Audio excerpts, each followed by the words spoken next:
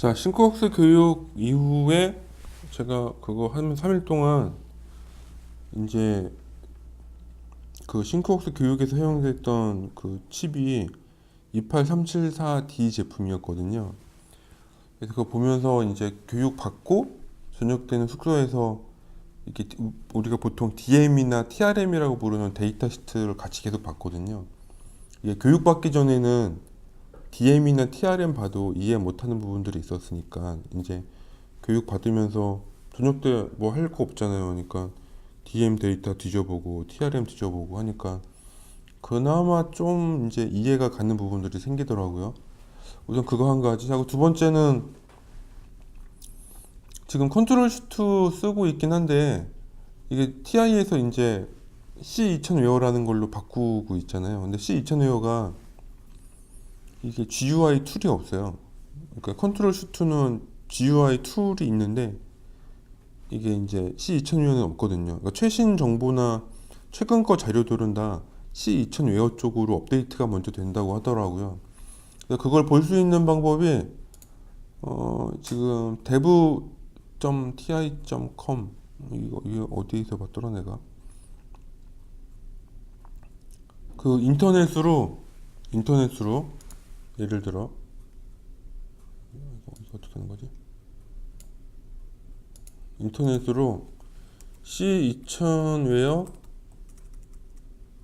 웨어 GUI라고 검색하시면 여기 퀵 가이드 나오거든요. 여기 보시면 여기 devti.com 이거 TIX 여기 누르시면 이 리소스 익스플로러라고 하는 온라인 툴이 뜹니다. 처음에 수업 때 오프라인 내 컴퓨터에 저장된 거 보여준다고 들었는데 아무리 봐 이 속도 보니까 온라인인 것 같아요. 그래서 여기에 보시면 지금 C2000 관련된 자료들이 올라와 있어요. 이렇게. 근데 이게 335 같은 경우랑은 좀 약간 틀려요.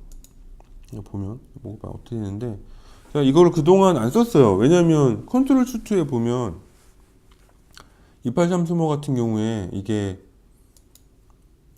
뭐 DM이나 TRM이 되게 자료 정리가 잘 돼 있거든요. 근데 C2000 나오면서 이 구조가 조금씩 바뀌고 있는데 현재 C2000 웨어에 보면 28335용 TRM이 없어요. 없어 이게 여기에. 컨트롤 슈트 보라고 하는 것 같아요 이거는. 근데 문제는 향후에 요새 최근에 나온 것들은 C2000 웨어에 업데이트가 되고 있고 TRM이랑 DM이 이쪽에 업데이트 되고 있어요 지금. 어디 갔어 이거. 이런 식으로. 자, 해서 이런 것들이 좀 있고요. 그래서 자료 보시는 분들은 뭐 이 리소스 익스플로러 검색하셔도 되는데 현재 제가 봤을 때는 그런 거 좀 답답하거나 좀 이해 안 가는 분들은 TI 홈페이지 오셔가지고 제품명 찾으세요. 이게 제일 나아요. 어차피 지금 37XD 같은 경우는 TRM이 예전처럼 제품 기능별로 쪼개져 있지 않나요? 그러니까 파일 하나로만 되어 있거든요. 그래서 이를 미리 다운 받아 놓으면, 그래서 여기 여기에 DM이 데이터 매뉴얼이고요.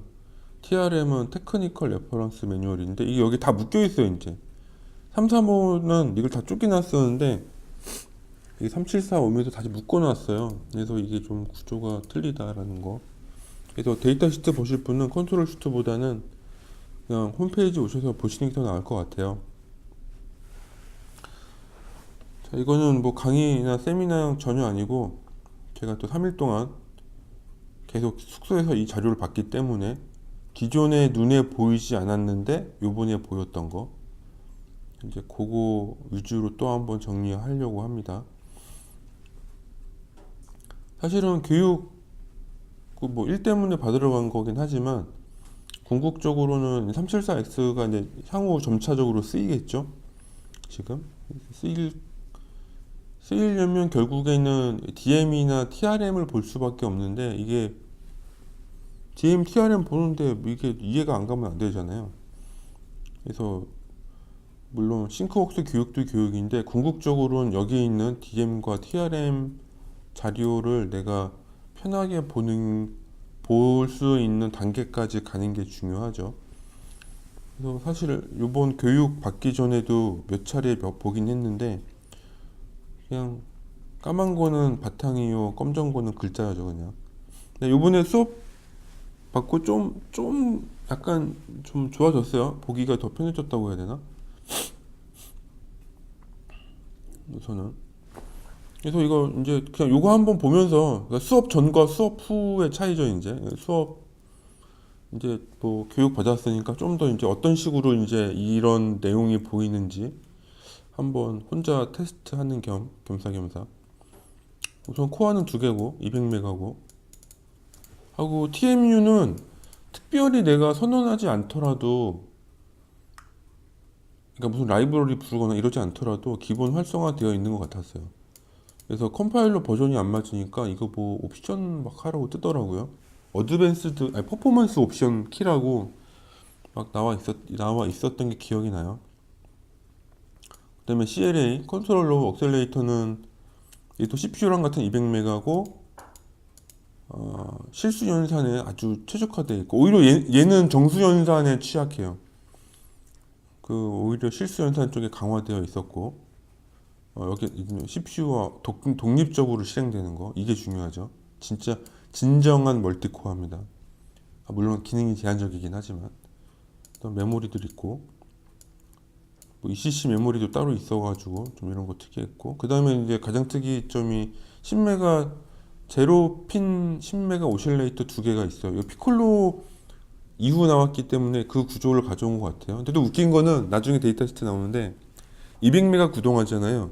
익스터널 오실레이터 쓰는 것보다 제로핀 10메가 오실레이터로 PL을 구동하는 게 200메가가 더 정확한 것 같아요. 나중에 설명이 나오겠지만 익스터널 오실레이터 쓰면 197메가 정도 된다고 설명이 돼 있더라고요. 그래가지고 오히려 이게 더 나아요. 수업 때도 누가 물어봤는데 이게 내장 오실레이터 같은 거 왜 쓰냐면 이거 사실은 그 EMC 때문에 그래요. 이게 고주파잖아요. 그러니까 칩 밖에다가 10메가든 20메가든 뭐 100메가든 이렇게 높은 클럭의 오실레이터를 달면 이게 방사 에너지가 나와요. 그러면 나중에 제품 같은 거 이렇게 전자파 성능 평가하면은 밖으로 막 노이즈가 막 튀어나오거든요. 그렇게 되면은 이제 저 방사 노이즈 그게 못 넘어요. 또 특히 높은 주파 쓰면 조건이 더 까다로워요. 더 낮은 노이즈가 나와야 되는데 이런 게 이렇게 칩에 있으면은 그러니까 그 PCB 패턴상에 이런 고주파 패턴들이 있으면 그 안테나 역할을 하면서 방사가 됩니다. 여튼간에 그래서 내부 오실레이터 쓰는 게 또 유리하죠. 시간도 더 줄고 하고 코어는 1.2V고 아이오는 3.3V고 나중에 이거 메카니컬 핀맵 보면 좀 설명 나오는데 DM 보면서 좀 느꼈던 게 335 같은 경우는 전원 핀 체계가 뭐라고 해야 되나? 핀이 좀 더 정리가 안 되었다? 28335랑 비교하면 28374X는 전원 핀이 좀 더 정리되어 있어요. 나중에 핀맵 보면은 이제 아마 아실 거예요, 그거는. 그리고 SDRAM 지원해주고, 뭐 DMA 같은 거 있고, 그 다음에 169개의 프로그래머블 멀티플렉스 제너럴 퍼포스 인풋 아웃풋이 있는데 이거 그냥 그 GPIO 먹스랑 GPIO G먹스로 제어되는 겁니다. 이제 저도 이제 수업 받아서 이해한 거죠. 그리고 이제 특별하게 EPWM 관련된 그 구조 주변에는 너무 많은 트리거와 너무 많은 아웃풋들이 있다 보니 인풋 X바, 아웃풋 X바, EPWM X바 이런 내부 멀티플렉서 구조의 어떤 블럭이 따로 있어요. 근데 그거는 여기에 있는 169개의 인풋 아웃풋과 크게 관계없어요. 물론 GPIO 핀을 인풋 X바나 아웃풋 X바로 연결해서 밖으로 연결할 수는 있어요. 근데 그것도 궁극적으로는 그 Gmux,나 MUX 레지스터로 제어하는 거고, 그 X반은 내부 신호를 바깥으로 뭘 연결할 거냐만 결정하는 거죠. 이거 이해한 게 제일 컸던 것 같아요. 이게 되게 헷갈렸는데. 그 다음에 USB에 대한 얘기는 뭐 거의 안 했기 때문에 넘어가고, UPP 뭐 이것도 뭐 사실은 이거 어디다 쓸까요? 이거 거의 쓸 일 없을 것 같은데. 여튼 기능은 있다고 하는데 수업 시간에 얘기 안 했으니까. 컨트롤 에어리어 네트워크는 여기서 나중에 나오겠죠. 이게 D캔이라고 부른대요. D캔. 캔 이제 최신 버전인 거고. 50메가까지 동작, 50메가 bps 가능한 SPI 되고, 그런 내용들 나옵니다. 하고 MCBPS 4개. 이 시리얼 많아진 게 참 좋은 것 같아요. 이더넷이나 이런 게 있어야 될 텐데. USB 들어왔으니까 이더넷까지만 있으면 되겠네요.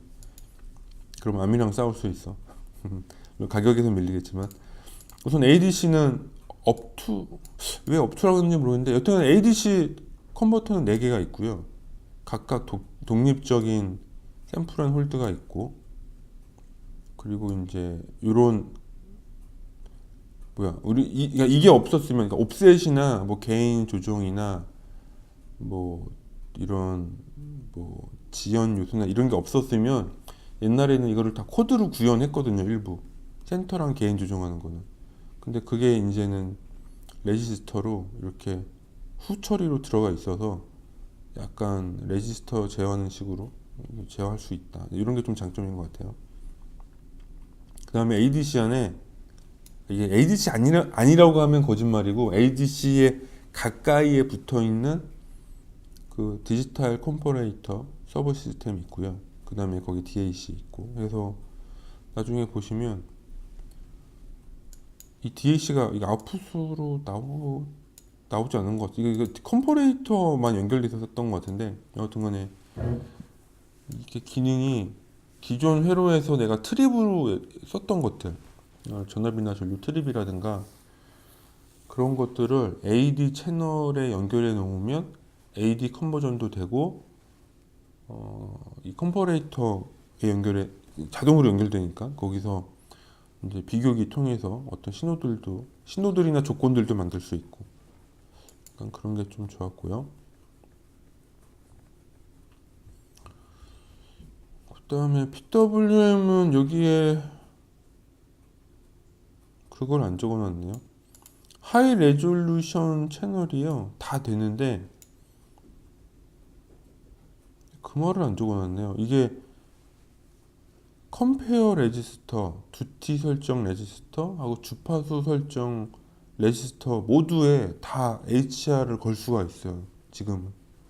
옛날에는 의식 안 했지만 2833은 그 컴페어 A에만 걸 수 있었는데, 지금은 신호를 생성하는 모든 부분에다가 다 HR을 걸 수 있어가지고 되게 정밀하게 제어가 된다. 나머지 거는 또 안 해서 뺄게요, 그냥. 그 다음에 CLB는 얘기도 안 해서 또 뺄게요. 쓸 일이 있을지 모르겠어요. 사실 이렇게 너무 마이컴의 기능을 강화시키는 기능을 합치는 건 저는 찬성하는데, 너무 이타적인 기능을 합치는 거는 사실 반대예요. 그 다음에 뭐 이런 패키지들이 있는 거, 자동차용 등급도 있고, 이런 용도로 쓸 수 있대요. 자, 이런 용도로 쓸 수 있고, 자, 그 다음 그래서 넘겨보죠. 여기까지 뭐 그런 내용이었고요. 패키지 뭐 이런 내용이고, 넘길게요. 페이지 단위 뭐지? 이 구조. 이제 구조는 외워야죠. 이제 익숙해져야 돼요. 우선 플래시 같은 경우는 최대 256 워드 2개 있는데, 펌프는 하나만 있고, 하고 이거 듀얼 코드 시큐리티 모듈은 이게 여기에만 지금 이렇게 있어서 플래시만 되는 것처럼 되어 있지만, 실제 얘는 여기 램에도 영향을 줘요. 여기 시큐리티 뭐 없네요. 여튼간 여기 램에도 이 시큐리티가 영향을 준다. 일단 그런 거고요. 그 다음에 뭐 M0, M5는 예전부터 있었으니까 하고 이제 GS 쉐어 램 있고 메시지 램 있고 그다음에 독자적인 로컬 메모리 요거 공간 있고 그다음에 CLA용 롬 데이터 롬 잠깐만 근데 데이터 롬 여기 있는데 얘는 근데 왜 이그젠플은 램이 나가있지? 모르겠네요. 이거 따로 쓰는 게 있나봐요. 지금 보니까 좀 이상하네. 똑같이 뭐 CPU 타이머 3개 있고 뭐 와치독 있고 NMI 있고 이런 구조입니다. CPU랑 CPU는 GS나 여기 메시지 램 통해서만 되고 DMA 자체가 서로 호환이 안 되게 돼 있네요. DMA도 각각 자기 CPU 쪽만 제어하게 되어 있고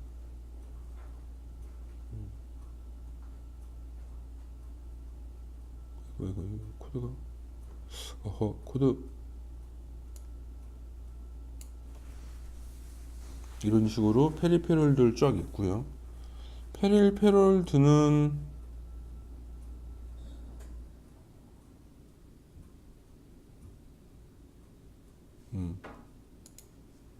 여기 보면 이렇게 CPU가 이렇게 CPU가 다 모든 채널을 똑같이 쓸 수 있는 건 아니네. 그치 다 똑같이 못 써. USB는 CPU만 쓸 수 있네요. 얘만 그런가 본데? 여기 DMA도 억세스 하는 거는 일부 채널에만 제한되어 있고 그렇군요. 자, 뭐 이런 것들이 눈에 보였다. 그리고 내가 뭐 이걸 설명하려는 건 아니고 다른 여러 가지 설명할 게 있는데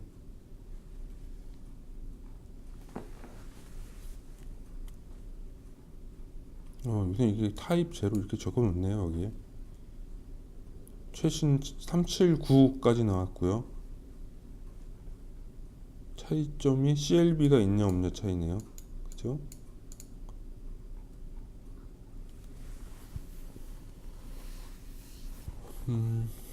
그 다음에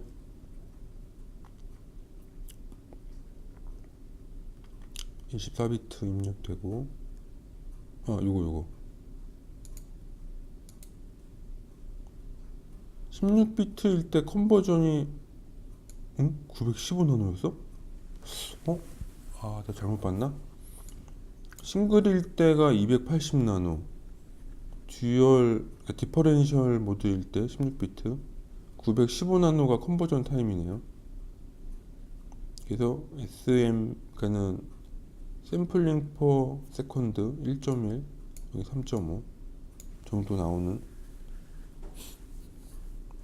그리고 샘플 앤 홀드 이건 순수하게 ADC 컨버전 조건이고요. 그 다음에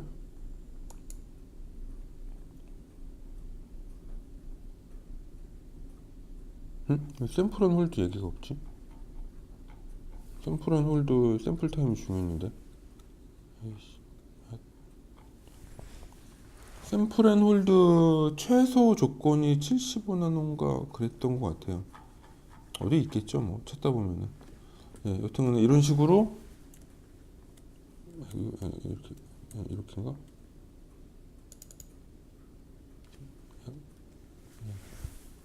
이거는 BGA 핀맵이고 넘어갈게요.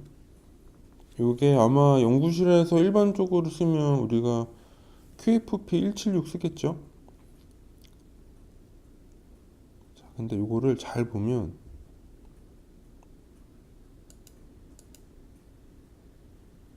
아까 전에 핀이 예전보다 많이 정리되어 있다라고 어디서 느꼈냐면 여기 이렇게가 아날로그잖아요. VSSA, VDDA 그 다음에 레퍼런스 넣어주는 거 레퍼런스 로우 넣어주는 거 들어가 있고 나머지는 VDD, VDDIO VDD가 아마 1.2V일 거고 VDDIO가 3.3이겠죠. 그 다음에 쭉 가면서 GND가 어딨네? GND가 없어. 아, GND는 패드로만 있나 보네. 여기 밑에 패드. 그러고 보니까 GND가 없네 여기에. 신기하다. 여기 GND가 없다는 생각을 못했지. 어떡하지? 뭔가 신호가 여튼간에 예전에 비해 많이 좀 정리된 느낌이었어요. JTAG은 여기에 있네요. JTAG은 이쪽에 몰려있고, 이 가운데 아마 써멀 패드 있을 거예요. 여기에 GND 핀이 없으면 써멀 패드가 GND겠죠, 대체적으로.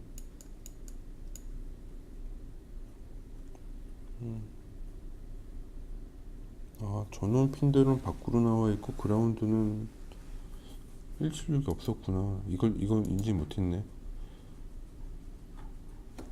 여튼간에 유념해서 보시고요. 요건 100핀짜리. 100핀도 GND 핀이 없겠네 그러면. 그러네. 없고, 이제 신호 설명되는 거. 레퍼런스 AD 컨버터가 4개 있다 보니까 레퍼런스 넣어주는 것도 4개가 있어요. 이렇게 4개 있고, 이건 로우 사이드.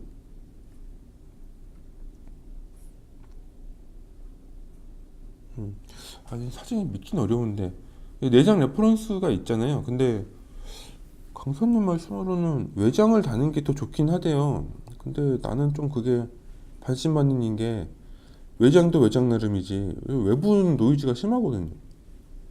레퍼런스가 정말 외장이 더 좋은가? 어차피 가격이 또 싼 것도 아닌데.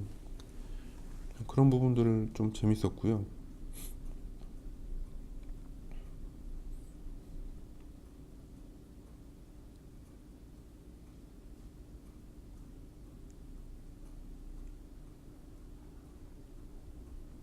VADC는 외부에서 넣어주는 전원 핀이겠죠? 그죠? 익스터널 레퍼런스 볼테지라고 하니까 그런 식으로 ADC 들어가고. 자, 이제 그렇죠. 내가 이놈의 먹스핀 포지션 때문에 진짜 이게 이해를 못했는데, 여튼간에 여기 이제 GPIO 핀들이 쭉 있잖아요. 근데 얘네들은 예전이랑 동일하게 그 GPIO 먹스랑 GPIO G 먹스라는 걸 사용해가지고 이 실제 물리적 핀과 이 기능을 연결합니다. 그건 변하지 않았어요. 근데 그걸 이해 못했던 거지. 근데 단지 이제 연결할 게 너무 많다 보니까 여기는 그 설명까지 안 나왔는데, 설명 어디 나왔지? 나중에 나오면 설명할게요. 네. 이렇게 있고, 리셋 있고, 클럭이 있고, NC 있고, JTAG 있고, 내부 레퍼런스 키는 거 있고, 그 다음에 저는 1.2V 맞네요. VDD가 1.2였고, 이 핀마다 커플링 달라고 나와 있어요. 하고 플래시 거 있고, VDD 거 2.2 있고, 이렇게. 이게 좀 보면서 뭔가 좀 정리됐는데 약간 그런 느낌이었어요. 일단 그런 거가 있었다. 어떻게 했나. VDD 아이오는 3.3 100나노씩 붙이라고 되어 있네요. 이것도 3.3 붙이고, 뭐 그런 얘기고요. 이게 여기 있네. 이게 쿼드 플랫에서는 파워패드가 GND네요. 와, 이거 솔더링 안 하면 진짜 솔더링 엄청 잘해야겠네. BGA 타입 아닌 이상은. 보통 VSS가 그라운드입니다. 조심해야겠네요. VSS는 아날로그 그라운드. 저 생각을 못했네.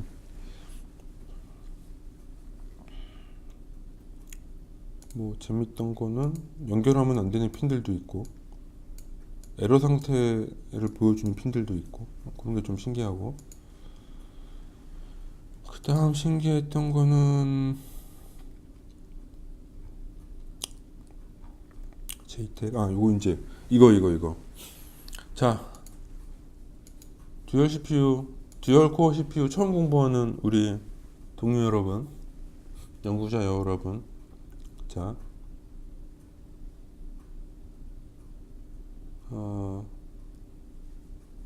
실제 물리적으로 나가는 핀의 펑션은요, 이와 같은 간에 여기 G먹스랑 그냥 먹스 이 두 가지로 제어하는 겁니다. 두 가지로. 여하튼 간에 아까 말했지만 아까 X바나 인풋 X바, 아웃풋 X바, EPWM X바 이거는 나가는 핀이랑 아무 관계 없어요. 그거는 그냥 내부적으로 트리거 신호나 어떤 인터럽트 출력 신호나 이런 거를 정리하기 위한 내부적 기능입니다. 실제 물리적 핀은 여전히 이거예요. GPIO 제로에 SDDA를 내가 출력하겠다라고 하면은 여기 G먹스라는 거를 01로 한 다음에 여기 먹스는 10으로 하면 돼요. 10으로. 그럼 여기서 두 번째 헷갈리는 게 나오겠죠? 아니 그럼 도대체 얘는 뭐냐? 얘는 여기 왜 이렇게 몰려 있느냐? 내가 이걸 이해 못했다 이거지 예전에. 그래서 봤더니 뭔가 봤더니 여기 G먹스에요. G먹스에 수업 듣고 깨달았어. G먹스에 비트가 두 개가 있어요. 그래서 00, 01, 10 여기 중간에 10이 없어. 10, 11 이 네 개가 있는 거야. 하나, 둘, 셋, 넷, 네 개가 있는 겁니다, 여러분. 그리고 각 G먹스 조건에서 이 앞에 00, 01, 10, 11. 또 여기 G먹스가 01일 때도 마찬가지로 먹스가 00, 01, 10, 11이 있겠죠. 마찬가지로 10일 때도 00, 01, 10, 11이 있을 거예요, 조건이. 마찬가지로 11일 때도 마찬가지로 얘한테 00, 01, 10, 11. 여기 11은 여기 있는 11이죠. 이렇게 총 16가지 조건이 있었을 거예요. 근데 뭐냐면 각 조건에 G먹스란다. 그게 먹스가 00이면 이게 뭐냐면 G먹스 조건 4개지에서 각각의 먹스가 00이면 무조건 그건 GPIO라는 뜻입니다. 그냥 일반 우리 있잖아요. GPIO 데이터로 제어되는 출력이나 입력이든 그거라는 뜻이었어요. 이게 나는 이게 이해가 그렇게 안 갔었거든요. 도대체 여기다가 인덱스라는 걸 왜 넣어가지고 사람 헷갈리게. 그러면 이제 여기서 눈치가 빠른 분들은 이제 이해할 거라는 거죠. 왜냐면은 이 G먹스랑 먹스를 조합하면 여가지에 4가지 조건이 있고 밑에 4가지가 있잖아요. 그럼 총 16가지 경우가 나오잖아요. 그죠? 그 16가지 경우를 인덱스라고 부르는 거예요. 여기 0번부터 15번까지. 그 중에서 0, 4, 8, 12가 GPIO고 1, 2, 3, 5, 6, 7, 15가 어떤 기능들이 할당되어 있는 거예요. 이 표가 설명하고자 하는 바가. 이걸 너무 어렵게 해놔가지고 이게 너무 이게 표현할 수 있는 정보 한계가 있다 보니까 이렇게 처음에 딱 보고 이게 이해가 안 갔었거든요. 이게 도대체 뭔 소리 하는 거야 얘가 막 이랬는데 이 싱크웍스 수업 듣고 나서 딱 이해했어요 바로. 그래서 이거 처음 보시는 분들은 이해하실 거예요 이제.